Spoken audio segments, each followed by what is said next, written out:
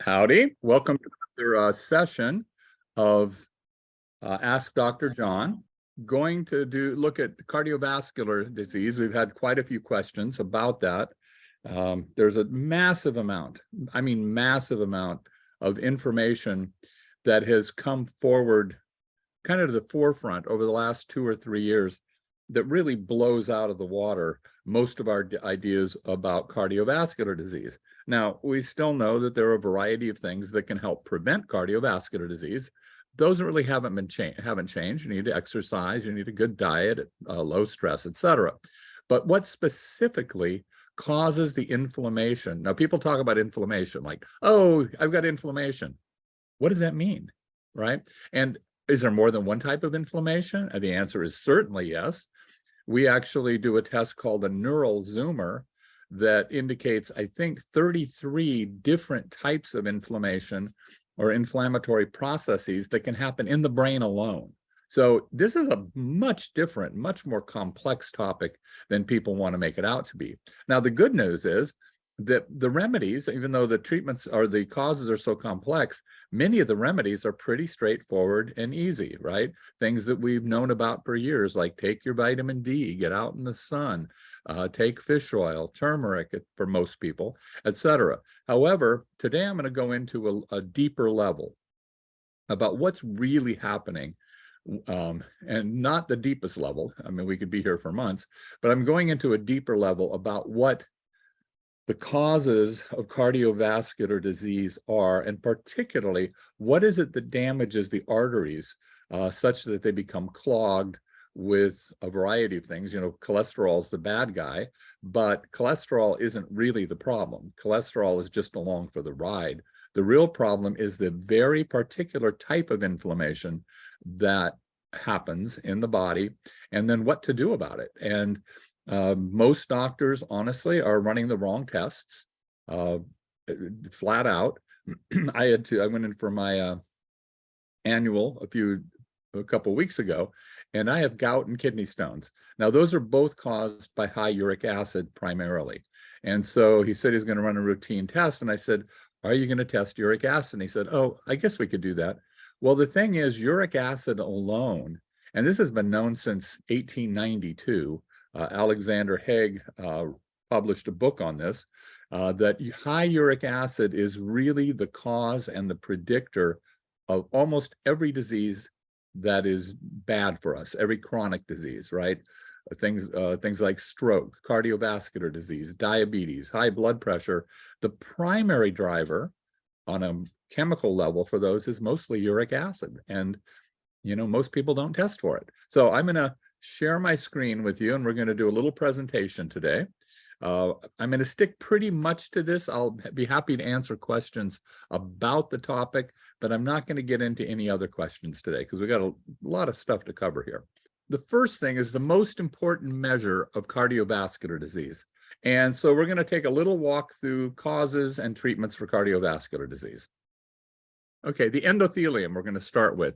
And so people often think of the arteries and the blood vessels as hollow tubes. Boy, is that incorrect. Now, the veins, the blood vessels that bring the blood back to the heart, so the blood goes, comes into the heart in the right atrium, goes to the right ventricle where it gets pumped into the lungs, then it comes back from the lungs full of oxygen into the left atria, then it goes to the left ventricle, and then it gets pumped out into your body. It goes into two major blood vessels, the descending and the ascending parts of the aorta, and then it goes down and breaks, kind of divides further and further into arteries. And arteries are incredibly strong. They are very muscular. So if you can see on here, there's this outer layer of the artery, and then this is a heavy duty muscular and vascular layer. A lot of blood vessels in there and a lot of smooth muscle. And then in here, you've got the endothelium, which is the inner lining of the blood vessels. And it is only 1 cell thick. And this is the case with many places where we have different types of endothelium, like in the gut, that's only 1 cell thick in most places, etc. So because things need to go across the endothelium. They need to be able to penetrate the things that are supposed to penetrate, need to go across, and it needs to be a barrier for the things that we don't want to cross. And the endothelium is critical for a whole host of body functions, including regulating blood vessel contraction and relaxation that controls high and low blood pressure, the transport of all of the nutrients in your body, your oxygen levels, the levels of any nutrient you can think of are passed through the blood vessels and have to get to where they're going, and it's helped by a healthy endothelium. So the smooth lining of the endothelium, now this is stuff that's only come out in the last few years in people who study cardiovascular care a lot. I believe that most medical doctors do not study this. I've never had any doctor talk to me about this, including my 2 cardiologists that I've had. And it wasn't discovered until the 60s. And doctors and cardiologists, unless they're interventional cardiologists, don't really care too much about this. They're looking at gross structural things, not these finer building blocks of the vascular system. And so this endothelial glycocalyx, it's called glycocalyx, has gotten a lot of research over the last few years. And when it was first visualized with the electron microscope, it really proved that blood vessels were not simply hollow tubes, which had been thought at one time. So any molecule that's going through the blood vessels has to pass through the blood, pass through the glycocalyx layer, and cross through the endothelial barrier to reach its target tissue. This is an actual electron microscopic view of the glycocalyx, and this is the internal lining of the endothelium. And as you can see, it is not just a hollow tube. Each of those fibrils coming out is made of a mesh of glycoprotein. You don't have to remember these, so I'm just going to say them once. Glycoproteins, proteoglycans, glycosaminoglycans, and then other plasma proteins. And these line every artery, every vein, and every capillary in the body. And they are critical for the health of your blood vessels. And it's, again, slippery, gel-like layer and a mesh. These glycans are actually providing, it's like a magnet to pull things across the lining and the enzymes and the molecules. So obviously things that can damage that: poor diet, aging, the blood vessels get old. Smoking is probably the single most damaging thing to the endothelium. And inflammation, and again, with inflammation, there are many, many different types. And those have all been associated with damage to the very, very fragile structure of the glycoproteins and the normalized function of the endothelial glycocalyx. In healthy people, there's this really complex scaffolding, okay, that goes up around the internal lining of the blood vessels. And what that does is it stops and prevents white blood cells that are traveling through the blood vessels. It stops platelets from creating clots. It stops the lipoproteins, like cholesterol, from gaining entrance to the inside of the blood vessel walls. And now they allow a small amount of adhesion through adhesion receptors so that some components combine. But if the glycocalyx gets too damaged, then more and more of these unhealthy molecules can attach themselves and start to do damage. So, you know, again, as the wall's thinned, as it becomes damaged, more of the receptors get exposed, which again causes increased white blood cell adhesion to the walls of the blood vessel, and then they eventually penetrate into the interior lining of the blood vessels. And that's when you start getting, so there are cells that get in there, white cells, etc. The body wants to prevent them from damaging you further, so it puts a wall around them of calcium. And if you get enough of those walls of calcium, pretty soon you get calcified arteries. You get hard arteries, hardening of the arteries. And so it's important that those molecules not be allowed to inappropriately penetrate the lining of the blood vessels. And again, the biggest player in that is the glycocalyx. And so what happens is you get edema and swelling, you get inflammation, then you start getting arterial plaque, which is not really dependent on cholesterol. And the cholesterol lowering medications primarily work as well as they do to prevent heart attack by lessening inflammation. And most docs will readily admit that. But there are other ways to lower the inflammation without resorting to the statins. And so eventually you get remodeling of the vascular wall. Now that remodeling is often called a blood clot that forms. So in that, with the structural damage, you also get vascular leakage, and you don't get delivery of the important nutrients where they're supposed to go. So for example, in fibromyalgia, the blood vessels get damaged. You get microclots in the blood vessels, you get damaged circulation. So what happens is then the oxygen can't get through and into these target cells. The nutrients can't get through and into the target cells, so the mitochondria starve and they can't produce energy. And the waste products that are produced, which are produced in every cell of our body, the waste cells can't get collected and carried away. So instead of oxygenated cells, you've got cells that are swimming in sewage, basically. Endothelial glycocalyx is the first line of defense, plays a vital role in vascular regulation and activation and migration of the cells. It does that in several ways. One, it controls the permeability, the ability of things to penetrate. And so it controls the permeability and exposure of fluids and things held in those fluids, and access of other circulating substances like the infamous low-density lipoprotein. And so if the glycocalyx is not intact, these things both attach to the wall of the endothelium and also can penetrate the wall of the endothelium.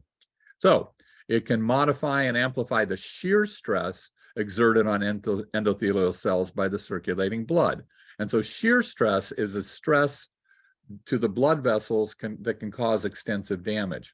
So, imagine, if you will, a river that has a really sharp bend in the river, and the tides are going down, and certainly you would expect the most erosion to happen at the outside of the bend where the water's hitting the hardest. That's reasonable, but it isn't what happens. Particularly in the blood vessels, that exterior bend is not where most of the damage occurs. It's actually on the interior of that turn, which has a much lower speed to the blood. But what that does, it causes more shear problems, and it stirs up the water, and the blood stops flowing smoothly. And at that interior bend is where you get the biggest problem with the blood not moving smoothly. And when it's not moving smoothly, then you start seeing more and more of this damage to the endothelium. And also, it protects the endothelium from oxidative damage and inflammation. So it's a major player. It also regulates the interaction between blood cells and vascular endothelial cells. So again, it stops the adhesion of excess white blood cells. It stops the adhesion of platelets, which are the clotting factors, and it blocks the coagulation problems. And these are the three primary causes of artery calcification, clot formation, and arterial plaque. Pretty close to end of stories. You have a healthy glycocalyx, and you're going to avoid 80 to 90% of the problems that Americans experience in cardiovascular illness. That just takes them away. Now you have other things. There are infections in the heart and the vessels, and you can get valve damage, etc. So that's not the whole story, but it's about 80 or 90%. Protect the endothelium and protect the glycocalyx. Also act on what's called the cytoskeleton of the endothelium, which stimulates nitric oxide synthesis by endothelial nitrous oxide synthase. Please don't remember that, but just remember nitric oxide is one of the most studied compounds, chemical compounds in medicine and has been for decades. When nitric oxide was discovered, it was huge, huge, huge. And you saw doctors giving large amounts of L-arginine, which is a nitric oxide stimulator. Now, sometimes that worked and sometimes it didn't, because some people don't have enough of the endothelial nitrous oxide synthase. So no matter how much L-arginine and other good chemicals that you get in there, it's not going to produce enough nitric oxide. And unfortunately, speaking as a 72-year-old, mostly, nitric oxide diminishes tremendously with age. If I don't do something to stimulate my nitric oxide levels, I'm probably producing about 10% as much as I was when I was 20. And so it's a very interesting game. A lot of people take beets. I really encourage my patients to eat beets. It's a major nitric oxide stimulator, but there are plenty of others. And so this is a really big deal. So you don't want compromised endothelial glycocalyx. And again, this is basically the onset of most problems. And this is how cholesterol becomes a problem. People say, well, cholesterol isn't the problem, it's oxidized cholesterol. That's accurate, but first, the glycocalyx has to break down so that the cholesterol adheres to the endothelium, because it's actually trying to repair it.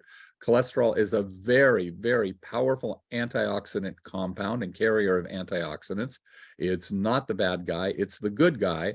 It's just been rendered an enemy because it's been kidnapped, okay? So it can enter the endothelium, and that starts the plaque process. You get what are called foam cells, and then it calcifies, et cetera. And it's only, the only way I've read anyway, that the atherosclerosis can occur. Atherosclerosis means porridge-like deposits that are thinning the opening of the blood vessel, right? Sclerosis, it's getting damaged. You get it, there's not as much flow through, and athero actually translates as porridge-like, because they would do dissections and they would, open people up and they'd see this yucky yellow-white compound that had built up inside the arteries. And so remember, that ain't going to happen unless there's compromised glycocalyx. And so this is a lot, those of you that follow leaky gut, this is very, very similar. You get increased permeability, same as happens in the gut by eating the wrong foods, which can be thought of as leaky vessels. Okay, here's a nice picture. It's a little complex, so you may have to look at it for a while, but the idea is, if you see on the left, you've got these tendrils, these blue tendrils that are sticking out from the endothelium into the bloodstream. And these are white cells and other particles going by. These are things that you want to absorb into the body. And so these are floating through, and this is healthy. When you get over here, you can see that the glycocalyx has been damaged, and you're seeing things squeezing through those leaky junctions here. And each one of these things that squeezes through is causing damage both inside the lining of the blood vessel and in your body in general. So we're going to give you a little list of things that can happen if you've got damaged glycocalyx. Yeah, exactly, right? What a list. You'll notice that all of the top killers are up there. Again, it's starting with systemic and local inflammation. Then you got diabetes, chronic kidney disease, acute kidney disease, stroke, cancer, sepsis, which is an infection in the blood, which is lethal depending on exactly what it is, 25 to 75% of the time. Bacterial infections, poor oral health, atherosclerosis or porridge-like buildup, high blood pressure, viral infections, traumatic brain injury, because this also will happen in the brain as those vessels get damaged, trauma, excess sodium, and hypovolemia. These are just a few of the things that you're going to expect if the glycocalyx is damaged. Okay, and unfortunately, there's no commercially available test. There is something called a glycocheck that we had researched a bit. It was 25 grand plus a cost per test, and I couldn't figure out a reasonable way to be able to afford that. and to be able to afford the testing for my patients. And so this is a sublingual device that measures microcirculation. Now those of you who have seen me in person know that I already have a sublingual device that measures glycocirculation. And this is an area where it's nice to have high-tech machinery and high-tech information, but sometimes low-tech is better. A, it doesn't break down as easily. B, it's not nearly as expensive for the practitioner to buy, which makes it much less expensive for the patient. And in many cases, it is still more accurate than some of the really sophisticated technology. But anyway, this is something that, you know, it'll get cheaper over time. They'll get smaller versions, probably 10 to 15 years. This will be available, you know, reasonably. Right now, it's really just for or available in a price that can be afforded by the research institutes. Again, fortunately, those of you who have seen me know that one of the major things I do in an initial exam and then often on re-exams is to look at your tongue. We look at the top of the tongue to see a bunch of things. We're looking at the color, we're looking at the shape, we're looking at the coating. We're looking to see if there are teeth marks. We're looking to see if there are red dots on the tongue, or if there's a red tip, or if there's swelling in the breast or the lung area, et cetera. And all of those things give us massive amount of information. But the single, absolutely most important thing for me on a tongue exam is looking underneath your tongue at the sublingual veins. And if those are enlarged and purplish blue, you have a microcirculation problem. Purely, there's no doubt about it. I've run so many different comparisons. I get people before and after they go on blood thinners. I get people before and after they go on my anticoagulant, herbal, and supplement therapies. I get people before and after they change their exercise patterns, and it is obvious from the sublingual veins what the condition of the microcirculation is. It's essential. So fortunately, that's built into the cost of your exam. It's not an extra $25,000. Okay, so the glycocalyx regeneration, it's like now that I've depressed you because you all have some glycocalyx damage.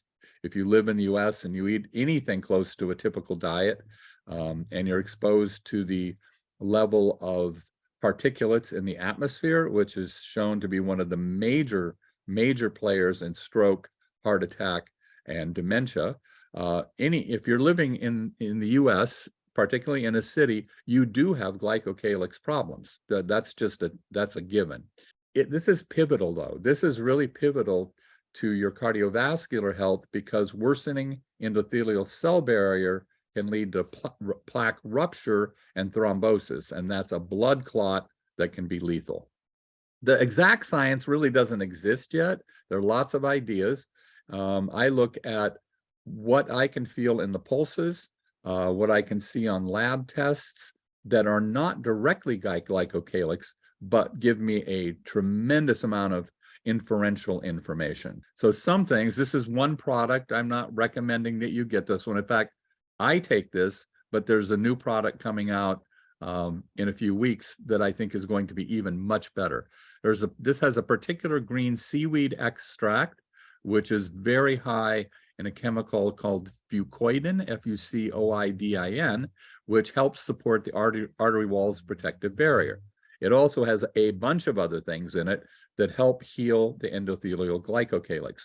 I'm going to be carrying another product that I will start taking in a couple weeks that has a different seaweed that looking at it, has twice the level of this Monotum RS to help support the artery walls. So I'm very excited about that.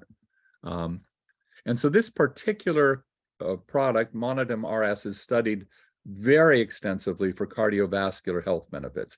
And again, I said it's not direct because it's very hard to directly measure the glycocalyx, but what it has demonstrated are beneficial effects on high cholesterol, high blood sugar, because again, cholesterol isn't what people think generally. Cholesterol, again, is an antioxidant, and it's a marker for inflammation. It doesn't cause inflammation.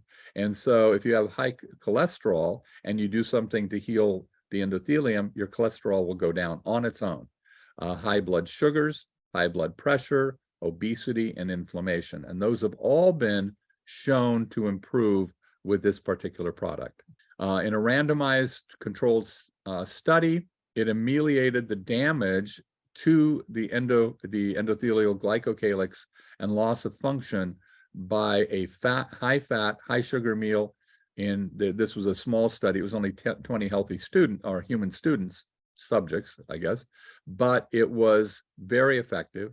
Using it for 6 weeks caused significant reductions in total cholesterol, low density lipoprotein cholesterol, and in mild or high mild cholesterol patients. It's also, so it acts as a building block for the glycocalyx. Studies show it lowered the permeability. Now, this is also very important in apolipoprotein challenged mice. Okay, these are mice that are likely to get dementia, just as human beings can have apolipoprotein E2, E3, and E4. If you have E2, then on 2 spots on a particular chromosome, you have molecules of cysteine. Cysteine carries mercury out of your system.